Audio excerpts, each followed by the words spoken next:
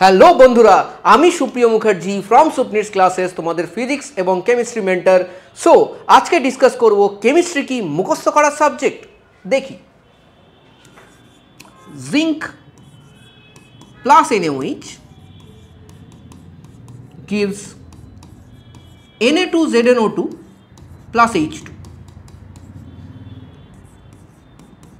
KNO3 gives on heating KNO2 plus O2.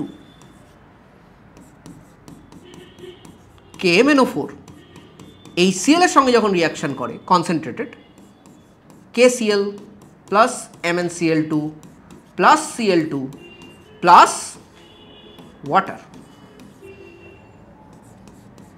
Ammonia যখন ক্লোরিনের সাথে reaction করে, যদি এটা এক্সেসে থাকে তাহলে দেয় NCl3 প্লাস HCl।